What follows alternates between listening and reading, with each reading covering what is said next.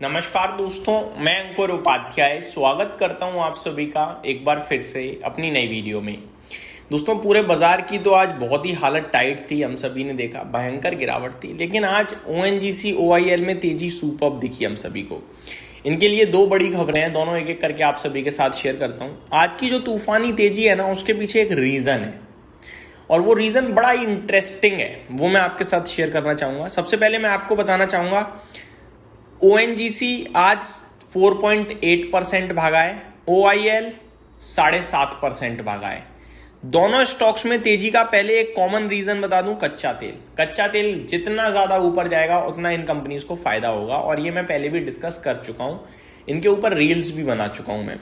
आज के सेशन में कच्चा तेल हो गया है दोबारा $108 प्रति बैरल, 3%, 3.5% की तेजी आज एक बार फिर से है, क्योंकि यूएस और ईरान के बीच में विवाद बढ़ता हुआ दिख रहा है। जो वर्ड्स एक्सचेंज हो रहे हैं वो नेगेटिव साइड पे हो रहे हैं, जहां पे प्रेसिडेंट ट्रम्प कह रहे हैं कि सीज फायर वेंटिलेटर पे है, कभी भी ब्रेक हो सकता है, और इस बार ऐसा एक्शन लेगा अमेरिका जो आज तक देखा नहीं होगा।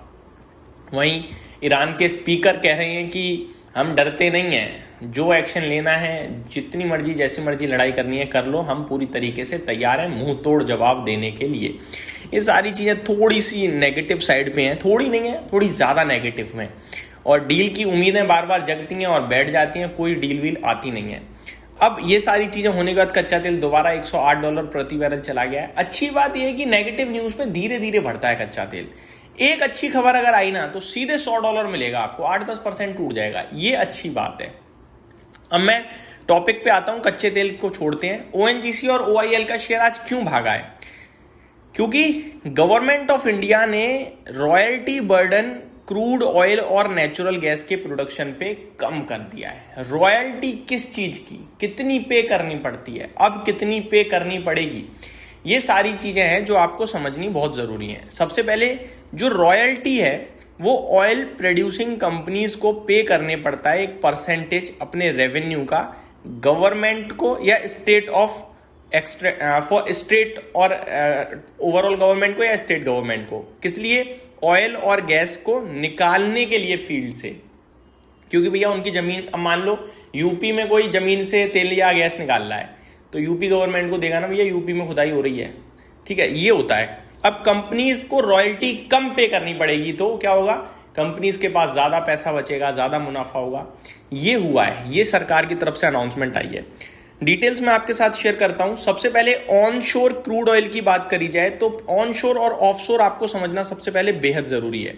ऑनशोर का मतलब है वो गैस फील्ड्स जो लैंड पे हैं, जैसे कि आसाम में, राजस्थान में, गुजरात में। ऑफशोर फील्ड्स का मतलब है जो कि सी या ओशियन में लोकेटेड हैं, जैसे कि मुंबई हाई में, कृष्णा गोदावरी बेसिन में। तो ये सारे फील्ड्स जो हैं वो पानी के नीचे हैं, तो ये ऑनशोर और ऑफशोर। तो ऑनशोर की बात करी जाए तो पहले ऑनशोर क्रूड ऑयल पे 16.66% से 20% तक रॉयल्टी जाती है, ठीक है जी। कितनी? 16.5% से 20% तक। आज की डेट में कितनी हो गई है? 10 से 12.5%। सीधे सीधे 4 से 8% का फायदा कंपनीज को होगा।